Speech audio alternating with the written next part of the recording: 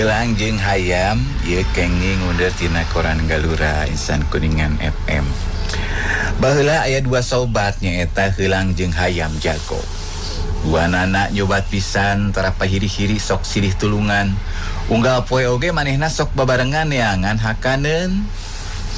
Dina hiji poe nalika keur neangan hakaneun teu kanyahoan aya anu nyampeurkeun rek narekeb Hayam jeung Helang. Helang gancang loncat terus hiber, tapi Hayam najan lumpat geda teu bisa hiber diudag-udag terus.